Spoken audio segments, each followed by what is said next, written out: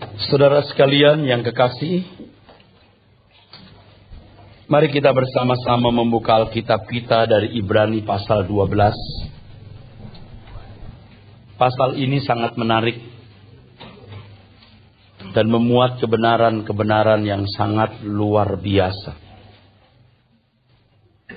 Ibrani pasal 12 ini kita dapat temukan hal-hal yang sangat luar biasa. Kita mulai dengan satu kata di Ibrani 12 ayat 1. Yaitu kata perlombaan. Mari kita baca ayatnya. Ibrani 12 ayat 1. Karena kita mempunyai banyak saksi, bagaikan awan yang mengelilingi kita, marilah kita menanggalkan semua beban dan dosa yang begitu merintangi kita, dan berlomba dengan tekun dalam perlombaan yang diwajibkan bagi kita. Kata pertama yang kita amati adalah perlombaan. Perlombaan. Penulis kitab Ibrani menggunakan kata agon.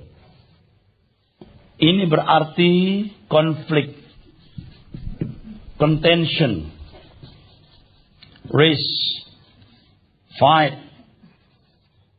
Suatu konflik, perdebatan, pertarungan, perlombaan. Dengan kata agon ini, saudaraku, menunjukkan bahwa kekristenan bukan jalan mudah untuk memperoleh keselamatan yang sejati. Kekristenan bukan jalan yang mudah untuk memiliki keselamatan yang sejati. Ingat, barang bagus selalu harganya mahal. Jadi kalau seseorang bersedia mengikut Tuhan Yesus, harus berani memasuki perjuangan. Di dalam teks Ibrani pasal 12 ayat 1 tadi, kita menemukan kata diwajibkan, prokeimai, prokeimai. To set before. Artinya, memang ditentukan demikian. Prokeimai. To set before. Prokeimai. Ditetapkan. Jadi ini satu keharusan. Bukan sesuatu yang boleh atau bisa dihindari. Oleh sebab itu kalau kita memperhatikan pernyataan-pernyataan Tuhan Yesus, Tuhan mengatakan barang siapa tidak memikul salibnya, ia tidak dapat menjadi pengikutku. Perjuangan ini adalah perjuangan yang pasti berat. Sebab kalau kita memperhatikan ayat-ayat berikutnya, kita dinasihati untuk memandang Tuhan Yesus, artinya meneladani ketekunannya. Perjuangan itu pasti berat. Jika tidak, maka tidak perlu menggunakan analogi atau contoh pergumulan Tuhan Yesus. Mari ayat yang kedua. Ayat yang kedua. Marilah kita melakukan dengan mata yang tertuju kepada Yesus, yang memimpin kita dalam iman, dan yang membawa iman kita itu kepada kesempurnaan, yang dengan mengabaikan kehinaan, tekun memikul salib ganti sukacita yang disediakan bagi Dia yang sekarang duduk di sebelah kanan takhta Allah. Coba saudaraku, kalau penulis kitab Ibrani sampai mengambil contoh analogi pergumulan Tuhan Yesus, ini pasti sesuatu yang berat. Hanya kalau kita memandang Tuhan Yesus dan mencontoh ketekunannya, kita akan bisa memenangkan agon atau perlombaan itu. Dalam hal ini kita mengerti mengapa Tuhan Yesus mengatakan kepada orang-orang yang mau mengikut Dia, hitung dulu anggarannya. Di Lukas 14 ayat 25 sampai 34. Hitung dulu anggarannya. Kalau barang murah, you tidak perlu hitung anggaran. Tapi kalau barang mahal, you harus hitung anggarannya. Jadi kalau kekristenan dikesankan secara tidak langsung atau langsung diajarkan sebagai jalan yang mudah, itu pasti penyesatan. Kekristenan yang didevaluasi dan merosot nilainya ini akan menciptakan orang-orang Kristen palsu. Jadi Tuhan berkata, hitung dulu anggarannya, kalau tidak siap dan tidak bersedia, ya Tuhan Yesus tidak memaksa.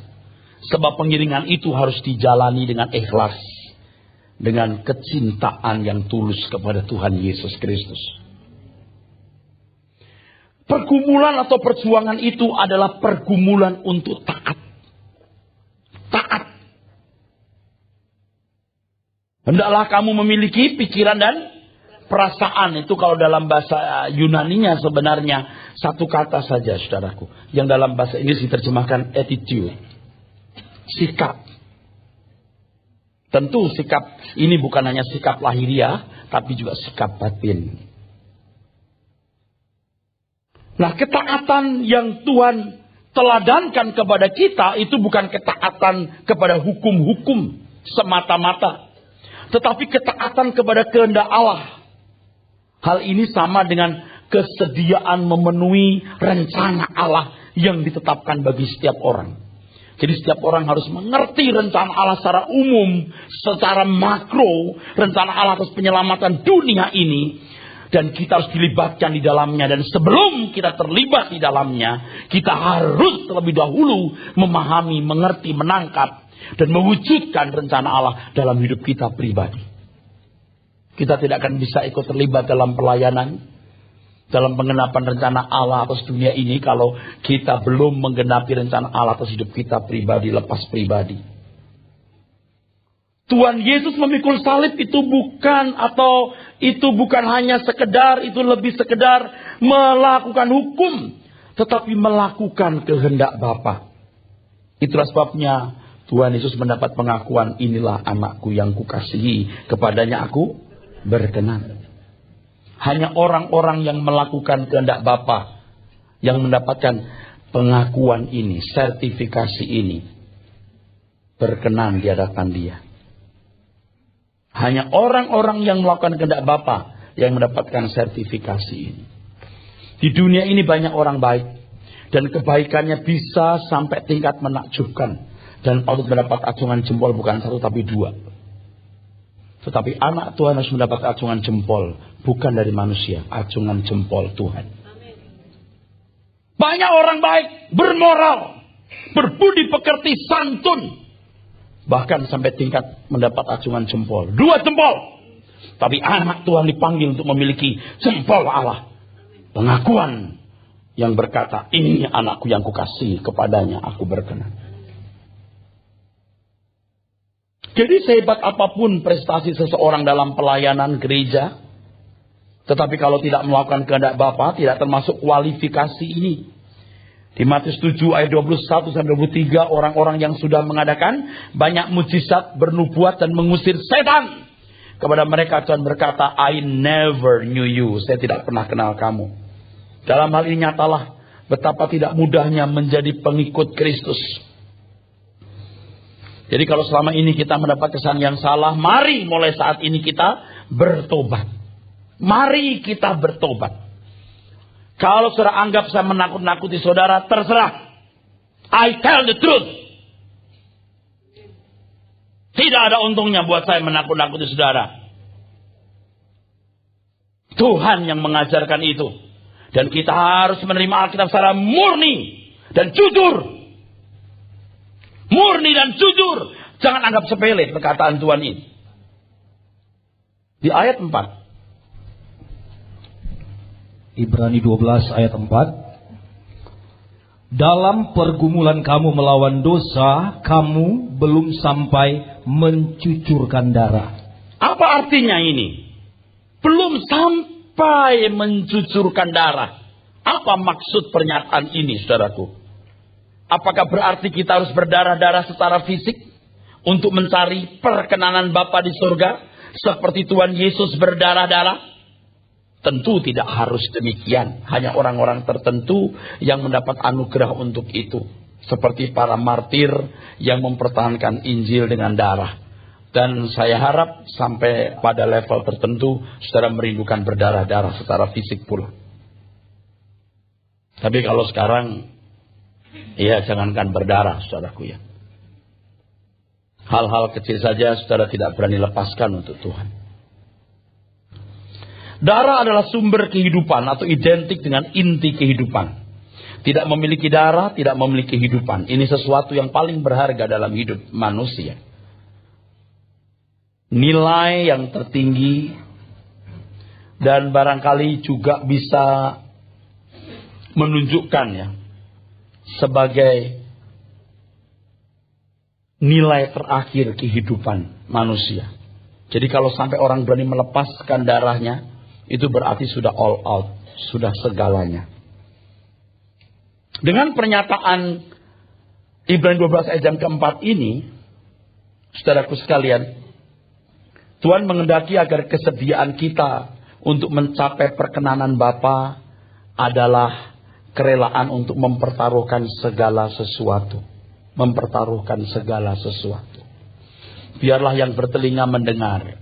Biarlah yang bersedia mengatakan amin. Yang tidak bersedia tidak usah. Tidak ada paksaan di sini, saudaraku. Gereja tidak boleh mencari keuntungan apa-apa, apalagi pembicara. Saya hanya menyampaikan kebenaran. Saudara mau terima silahkan, mau menolak juga silahkan. Tapi ingat bahwa kita adalah makhluk kekal. Kita akan menghadapi kekekalan. Dan nasib kekal kita ditentukan oleh sikap kita hari ini. Tanpa kesediaan mempertaruhkan segala sesuatu, maka tidak akan mencapai prestasi maksimal yang Tuhan kehendaki. Seperti seorang pelajar yang tidak mencapai prestasi yang baik dalam studinya, sebab tidak menggunakan maksimal kemampuan dan semua sarana yang disediakan. Bagi pelajar seperti ini biasanya tidak mencapai target.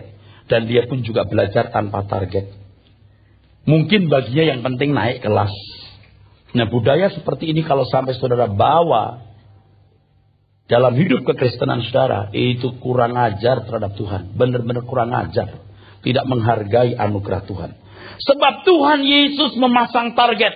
You must be perfect. You must be perfect. As just your Father in heaven is perfect. Jelas. Ada target. Dalam pengajarannya Tuhan Yesus tidak pernah memberikan kesan bahwa pengikutnya boleh di level menengah, di level gamang, di level mediokritas. Panas enggak, dingin enggak, hangat-hangat. Tuhan menghendaki kita mencapai level yang tertinggi. Kalau Paulus menuliskannya atau mewakili dengan pernyataan mengerti kehendak Tuhan, apa yang baik, yang berkenan dan yang sempurna. Bukan mengerti sebagian kehendak Bapa, mengerti kehendak Bapa dengan lengkap, utuh dan sempurna. Makanya kitab Ibrani tadi katakan pandang Tuhan Yesus. Ini contohnya. Dia sempurna, dia penuhi apa yang diinginkan oleh Bapa di surga. Kalau Ibrani pasal yang ke-12 ayat 11, coba dibaca. Di Ibrani yang sama ayat 11. Ibrani 12 ayat 11. Memang tiap-tiap ganjaran pada waktu ia diberikan tidak mendatangkan sukacita tetapi duka cita. Tetapi kemudian ia menghasilkan buah kebenaran yang memberikan damai kepada mereka yang dilatih olehnya. Saudaraku sekalian, saudara perhatikan apa yang dikatakan firman Tuhan di sini. Saya kira kita mulai ayat 10 supaya nyambung. Ya, bagaimana Tuhan mendidik kita sebagai Bapa, ya, supaya kita menghasilkan buah kebenaran, yang dari ayat 10 dikatakan sebagai beroleh bagian dalam kekudusannya. Bukan kebaikan di mata manusia. Bukan kelihatannya kudus. Tetapi mengambil bagian dalam kekudusannya. Dalam 2 Petrus pasal 1 ayat yang keempat, Petrus menggunakan kalimat mengambil bagian dalam kodrat ilahi. Roma 8 ayat 29, Paulus menulis sebagai serupa dengan gambaran anaknya, supaya Tuhan Yesus, anaknya, anak Bapa di surga, menjadi yang sulung di antara banyak saudara. Bapak Ibu saudaraku sekalian, mengamati hal ini patut kita kembali mempertimbangkan pengiringan kita kepada Tuhan. Apakah selama ini kita sudah mengiring dengan benar atau ternyata belum? Bersediakah kita untuk menerima target yang Tuhan tetapkan? Target yang Tuhan tetapkan, yang akhirnya menjadi target kita pribadi. Seakan-akan target itu adalah target kita pribadi. Dan memang seharusnya demikian, saudaraku. Jadi kalau Alkitab mengatakan sampai mencucurkan darah, itu ada target. Segenap hati, sepenuh jiwa, all out. Bangsa Israel terikat perjanjian dengan Yahweh sebagai Allah. Dan mereka sebagai umat pilihan yang harus mentaati Allah melalui dekalog atau 10 perintahnya.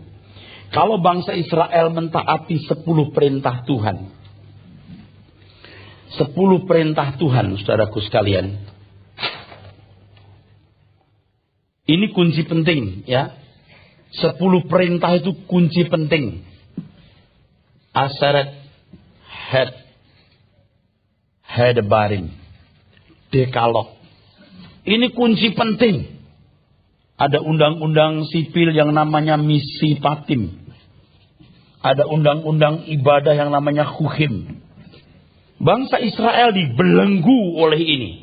10 perintah Allah yang dijabarkan, di breakdown jadi butir-butir. Undang-undang sipil atau semacam undang-undang kemasyarakatan atau syariat.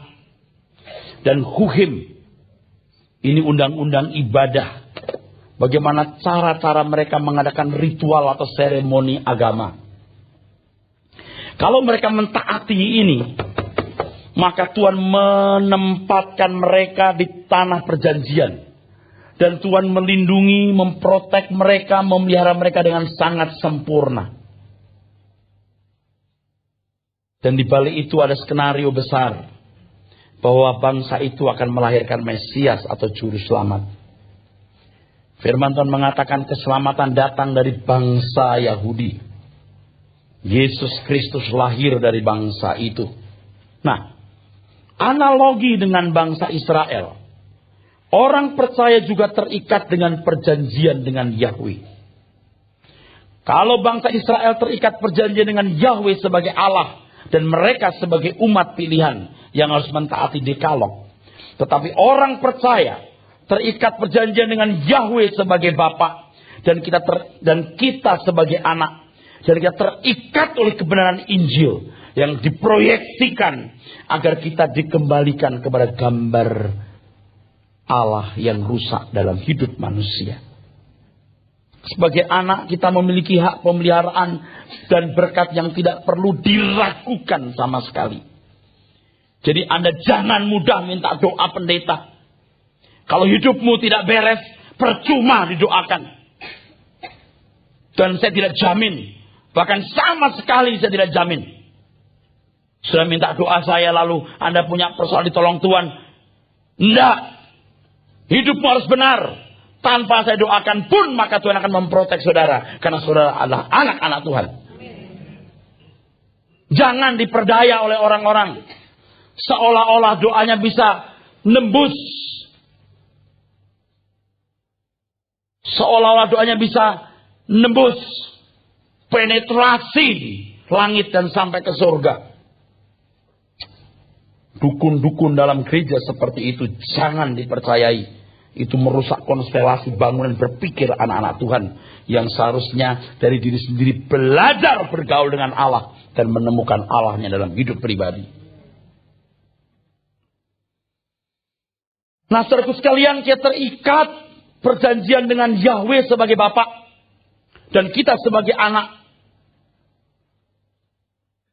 Kita punya hak dipelihara, dijagai oleh Tuhan. Katakan amin. Tetapi sebagai anak juga harus mengerti kewajiban yang harus dipenuhi, yaitu menerima didikan.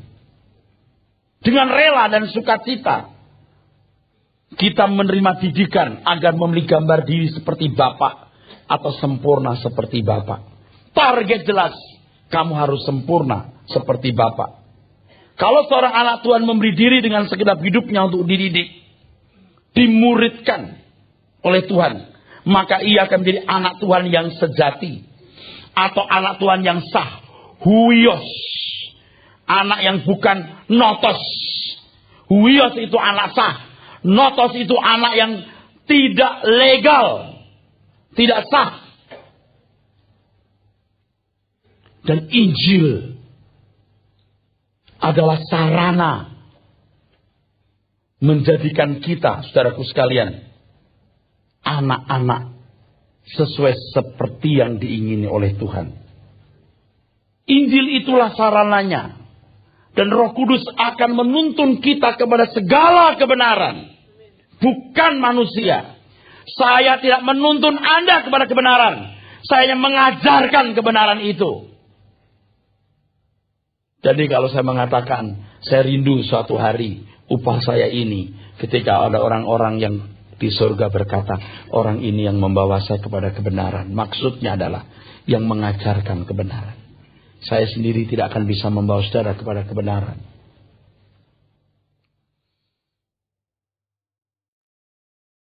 Saudaraku sekalian, hal ini menegaskan satu hal yang harus dicatat.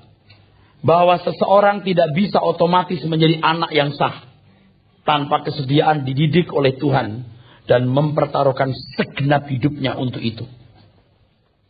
Kesalahan banyak orang Kristen hari ini adalah mereka merasa sudah otomatis menjadi anak Allah karena merasa sudah menjadi orang Kristen. Mereka tidak tahu bahwa menjadi anak Allah itu juga melalui sebuah proses yang harus dijalani. Yaitu memanfaatkan, menggunakan kuasa. Kuasa yang Tuhan berikan. Yohanes 1 ayat 12.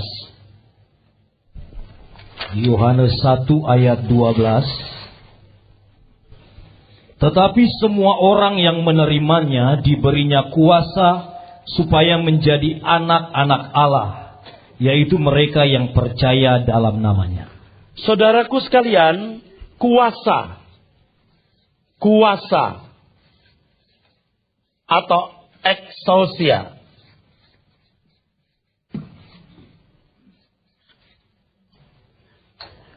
kita menerima penebusan, dibebaskan dari kutuk maut. Kita menerima Roh Kudus, meterai yang menuntun kita kepada segala kebenaran. Injil kerajaan. Ini kuasa Allah yang menyelamatkan. Roma 1, 16, 17. Roh Kudus ini Yohanes 16 ayat 13. Lalu kita juga menerima penggarapan pembentukan Tuhan. Roma 8, 28. Ini fasilitas, ini hak. Bahasa Inggris lebih tepat diterjemahkan sebagai hak. Bukan power, right. Saudaraku sekalian, kalau tidak memanfaatkan ini, oke, Anda percaya penebusannya, oke. Tapi apakah Anda betul-betul bergaul dengan Roh Kudus lewat doa, membaca Alkitab dengan serius, karena Injil lah kuasa Allah. Tidak membaca Injil, Roh Kudus tidak bisa berbuat apa-apa. Saudaraku sekalian, apa yang bisa dilakukan kalau orang tidak mengisi pikirannya dengan kebenaran? Hal ini bukan berarti merusak prinsip anugerah. Bahwa keselamatan hanya oleh iman. Memanfaatkan kuasa bukanlah dikategorikan sebagai perbuatan baik yang bernilai jasa. Tetapi respon terhadap anugerah yang Tuhan berikan. Anugerah yang Tuhan berikan ini harus tetap diingat. bahwa keselamatan adalah anugerah semata-mata. Katakan amin. Tetapi respon terhadap anugerah itu bukanlah anugerah. Keselamatan adalah anugerah semata-mata. Tapi respon bukanlah anugerah. Itu tanggung jawab individu. Jadi kalau ada ajaran atau kesan bahwa orang percaya tidak perlu berjuang untuk selamat, adalah penyesatan yang membinasakan. Ada orang bertanya, Tuhan, sedikit sajakah orang yang diselamatkan? Tuhan menjawab, berjuanglah. Dan banyak ayat lain yang berbicara demikian. Dan mestinya saya berbicara untuk hal ini dalam sesi khusus. Karena panjang lebar. Saudaraku sekalian, jadi hal menjadi sempurna seperti Bapa itu target. Kalau tidak punya target, orang tidak punya kerja keras. Seperti tadi saya katakan, seorang murid, dia berkata yang penting naik kelas. Anda pasti banyak yang selama ini pikirannya sudah sesat dan berkata yang penting masuk surga. Ya. Dan selalu berpikir nanti ada waktu untuk bertobat, ada waktu untuk memperbaiki diri. Paling tidak ada sejarah terakhir yang kau miliki, yaitu mudah-mudahan. Mudah-mudahan diterima di sisi Tuhan. Kekristenan tidak mengajarkan demikian.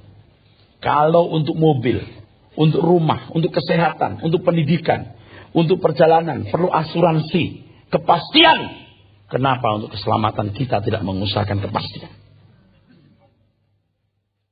Kenapa kita melecehkan, meremehkan Tuhan? Sombongnya. Anda boleh kaya, boleh hebat. Apalah artinya Anda? Seperti bunga rumput yang pagi mekar indah, sore layu dibuang. Jangan sombong. Jangan sombong, saudaraku. Jadi kalau Tuhan memberikan target ini, Anda menghindar atau menolak, ini berarti Anda tidak menghargai apa yang dikatakan Tuhan Yesus. Tidak menghargai perkataan Tuhan Yesus. Kita sebagai orang tua ya, saudaraku sekalian ya. Kalau tidak dihargai anak, terhina. Apalagi ini perkataan yang mulia, raja di raja, maharaja, Tuhan dari segala Tuhan.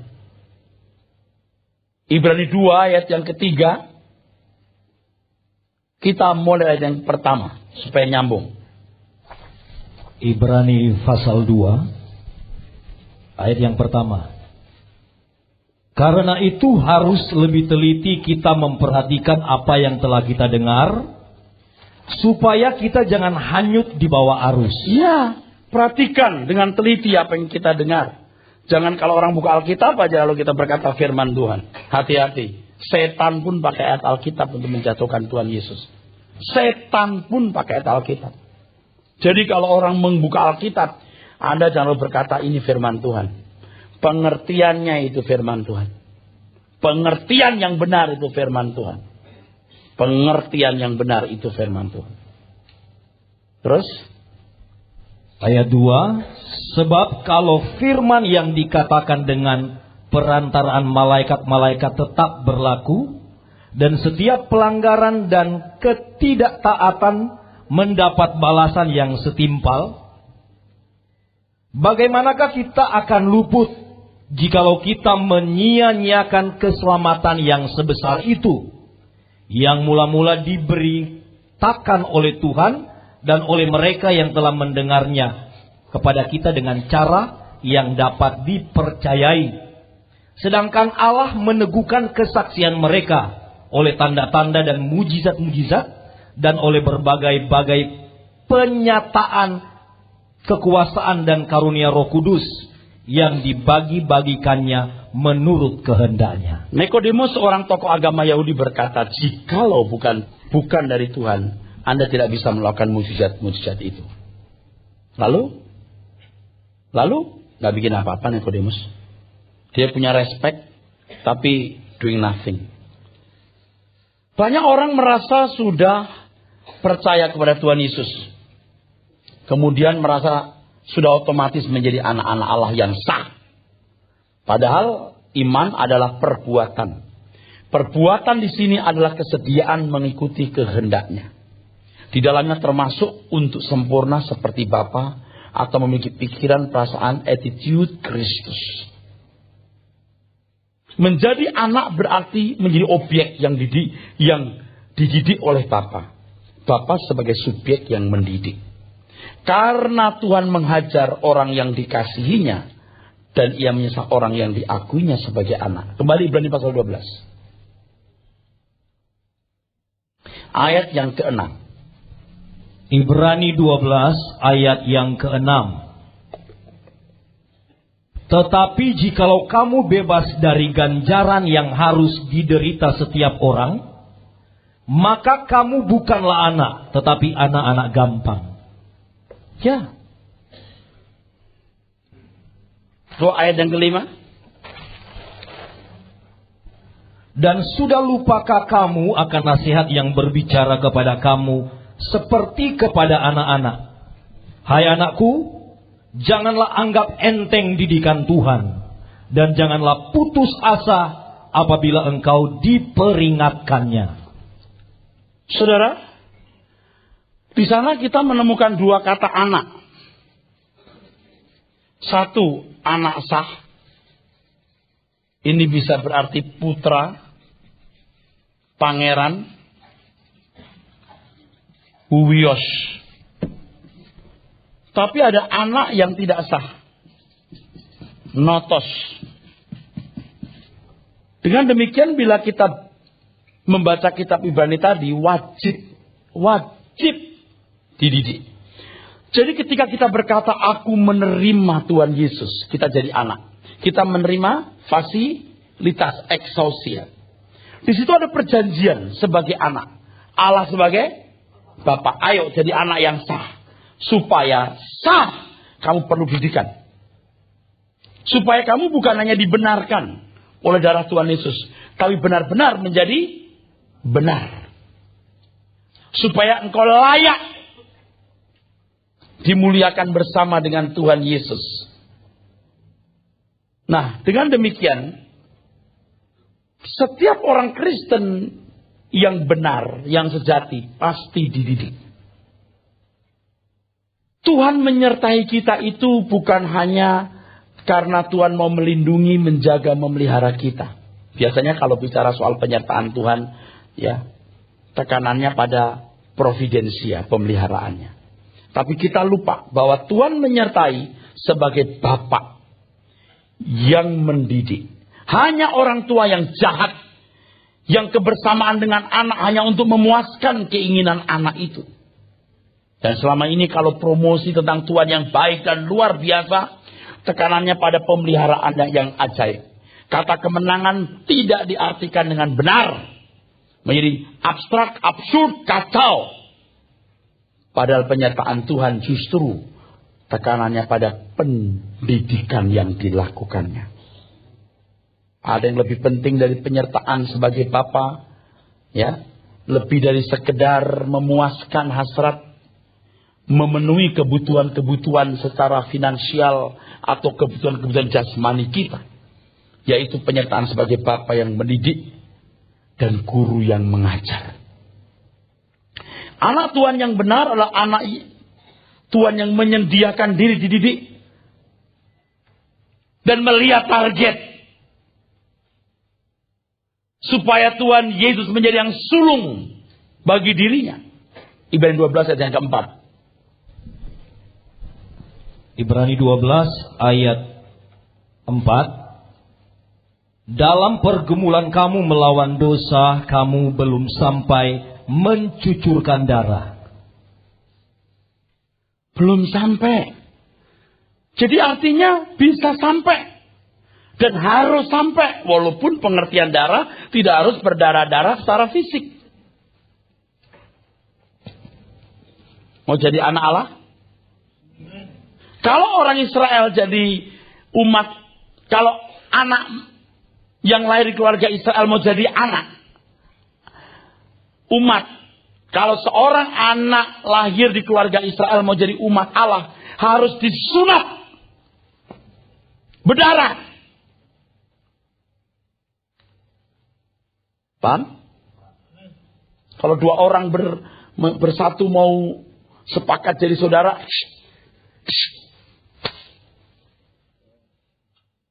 perjanjian darah. Ada darah yang ditumpahkan. Ada cerita yang agak sulit dimengerti ketika Musa ke Mesir, ya. Dari Midian. Musa Tuhan mau bunuh Musa, betul? Dan Tuhan tidak melakukan itu setelah anak-anaknya disunat. Itu sulit dipahami.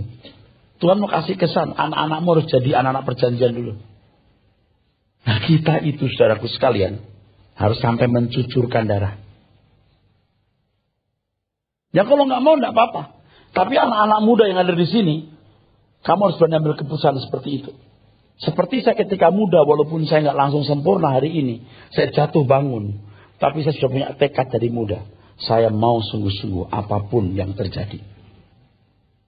Pokoknya Allah turut bekerja dalam segala hal mendatangkan kebaikan bagi orang yang mengasihi. Pokoknya nekat dulu. Tuhan, aku mau. Seperti yang dikutbahkan Pak Eras. Nih, anak-anak muda. Seperti yang dikutbahkan Om Eras. Aku mau Tuhan. Darah apapun ku pertaruhkan. Bagaimana biar orang yang berkenan di hadapanmu. Tuhan akan bentuk kalian. Kalau saya tidak bisa menjangkau orang-orang tua yang sudah tidak bisa diselamatkan karena keras hati, saya beri kesempatan saudara yang masih punya hati untuk mau dibentuk dan menjadikan Tuhan segalanya dalam hidupmu. Saudaraku sekalian, jika demikian maka barulah pantas disebut sebagai anak yang sah, sebagai putra, sebagai pangeran, huyos. Ketika darahnya pun ditumpahkan. Lihat dia. Contoh dia. Kamu belum sampai mencucurkan darah. Memang berat perlombaan itu. Agon itu. Tapi wajib kamu melakukan atau menjalaninya. Mereka yang tidak mengerti hal ini. Atau tidak mau mengerti pendidikan Bapak. Selalu bersungut-sungut pada waktu diproses oleh Tuhan. Melalui segala kejadian, maka ia menjadikan dirinya sebagai anak yang tidak sah. Notos. Dengan demikian yang menjadikan dirinya anak sah atau anak yang tidak sah adalah masing-masing individu. Anugerah disediakan agar setiap orang yang mendengar Injil menjadi anak yang sah. Tetapi respon terhadap anugerah itu yang menentukan apakah ia menjadi anak yang sah atau anak haram. Bapak Ibu saudaraku sekalian, kesediaan kita menjadi anak Tuhan yang sah adalah sebuah perjanjian. Perhatikan Yohanes 1:12. Yang menerimanya diberi kuasa. Menjadi anak berarti menerima kuasa supaya menjadi anak-anak Allah. Kata supaya, aduh Bapak Ibu, nggak perlu ditafsirkan jelimet sampai ngaco. Kata supaya mengandung tanggung jawab yang harus dipenuhi. Bukan sesuatu yang otomatis bisa berlangsung. Tanggung jawab ini bukan hanya pada Tuhan, tapi juga pada manusia. Tentu Tuhan memenuhi tanggung jawab dan bagiannya untuk menuntun kita. Lalu bagaimana dengan kita? Waktu kita tidak banyak. Waktu kita mendengar firman ini mungkin kita diingatkan. Kita mungkin dalam hati kecil ada yang berkata rasanya ini benar dah. Rasanya ini benar. Saya mau seperti ini.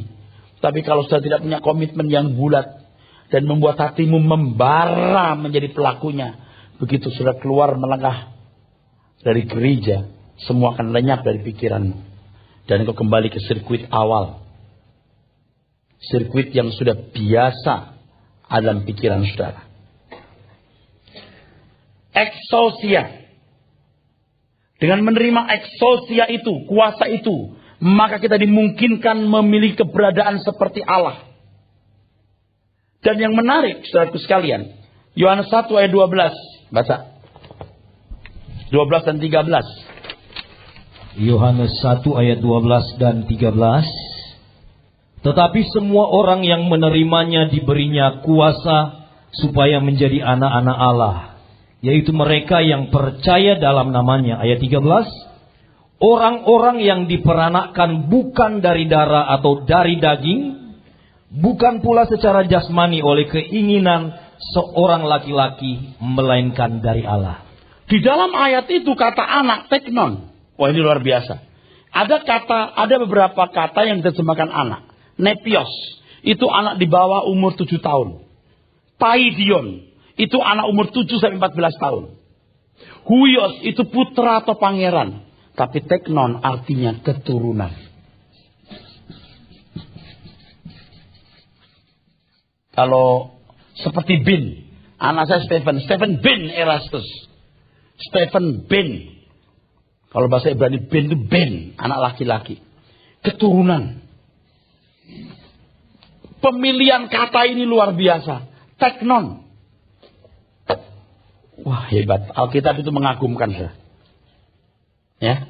Tapi walaupun tahu bahasa Yunani, kalau Tuhan nggak kasih pencerahan juga susah.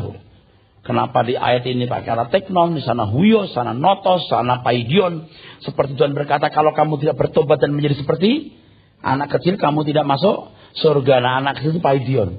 Bertobat dan paidion. Anak umur 7-14 tahun. Usia yang efektif dididik. Engkau sembunyikan ini kepada orang bijak, ya Bapa. Tapi kau nyatakan kepada orang-orang kecil, nepios. Wah, hebat. Hebat sekali. Hebat sekali firman. Sangat mengagumkan. Jiwa kita kenyang kalau dengar firman ini. Digunakan kata keturunan. Lalu ditegaskan di ayat 13 tadi, orang-orang yang diperanakkan bukan dari darah atau daging. Sebenarnya di sini, saudaraku sekalian, Tuhan tidak merefleksi kembali cara penciptaan Allah di Eden. Fisiknya dari tanah, tetapi kehidupan yang mengalir dalam dirinya, roh dari Allah. Nismat Kayim. Kejadian pasal 2 ayat 7. Sebenarnya kita disebut anak. Memang anak. Nismat Kayim. Nah, sebenarnya kata teknon di situ hendak merefleksikan bagaimana Tuhan menciptakan manusia pada awalnya. Betapa hebat ayat ini, saudaraku. Merefleksi kembali cara penciptaan Allah di Eden. Ketika Tuhan membentuk manusia dari debu tanah dan mengembuskan nafas hidup ke dalam hidupnya. Tubuhnya dari tanah tapi rohnya dari Allah. Di sini manusia sungguh-sungguh berkeadaan sebagai anak Allah. Hanya kejatuhan manusia dalam dosa yang membuat manusia tidak segambar dengan Allah. Padahal pada mulanya manusia itu Salem dan Demos serupa, segambar dengan Allah. Imago Dei.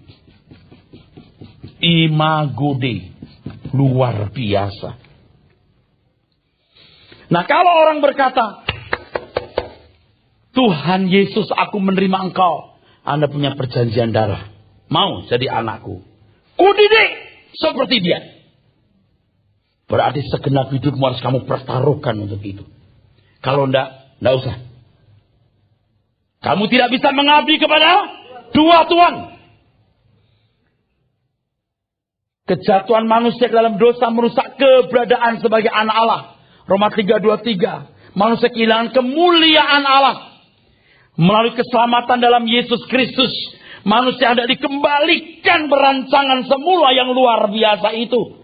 Dan untuk proses ini harus belajar, dididik oleh Bapa di surga.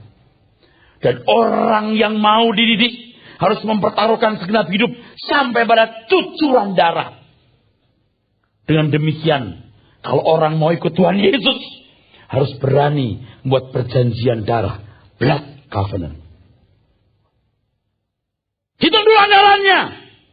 Semua musuhmu 20.000, tentaramu cuma 10.000, kamu akan menang. Kasih dulu 10.000, aku buat kamu menang. Bagaimana bisa menang? 10.000 enggak engkau berikan, hanya 100. Musuhmu 20.000. Mustahil untuk sempurna seperti Bapak. Mustahil untuk punya satu sertifikat pengakuan dari Bapa, ini anakku yang kukasih, kepada yang aku berkenan. Mustahil. Tetapi apa yang mustahil bagi manusia tidak mustahil bagi Allah. Orang kaya yang disuruh menjual segala miliknya, membagikan kepada orang miskin untuk datang kepada Tuhan Yesus menjadi pengikutnya, dia menolak, sedih sebab banyak hartanya. Kalau sampai dia berani seperti Matius, kalau dia mau berani seperti Yohanes, Yakobus, Petrus, dia akan menjadi satu murid Tuhan Yesus. Tapi dia tidak pernah jadi murid, dan mungkin tidak pernah selama-lamanya selamat. Dia tidak berani all out. Dalam hal ini kita memahami mengapa Tuhan Yesus menegaskan, kamu tidak bisa mengabdi kepada dua Tuhan.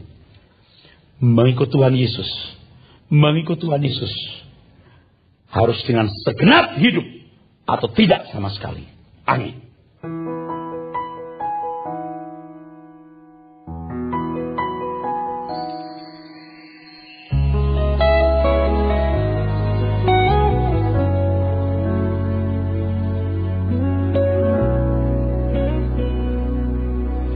Langit hidupku tak selalu cerah dan tak berawan. Kadang gelap membayang, badai pun datang. Namun di balik hujan nampak pelangi yang indah. Penghiburan Tuhanku datang. Jalan hidupku tak selalu rata, tiada rintangan. Kadang lembah yang curam hadang di depan. Namun kasih Tuhanku tetap selalu sertaku. Dia beriku kekuatan sepanjang langkahku. Ku percaya kesetiaan-Mu. Di kelam kabut hidupku, bagai burung raja wali, di kepak-Mu ku terbang tinggi ke dalam kemuliaan-Mu yang lebih besar. Bagai burung raja wali, di kepak-Mu ku terbang tinggi ke dalam kemuliaan-Mu yang makin besar.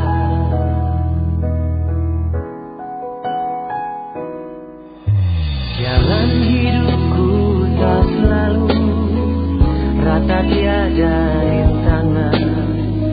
Kadang lembah yang curam hadang di depan. Namun kasih Tuhanku tetap selalu sertaku. Dia beriku kekuatan sepanjang langkahku. Ku percaya kesetiaan-Mu. Di kelam kabut hidupku, bagai burung raja wali, di kepak-Mu ku terbang tinggi ke dalam kemuliaan-Mu yang lebih besar. Bagai burung raja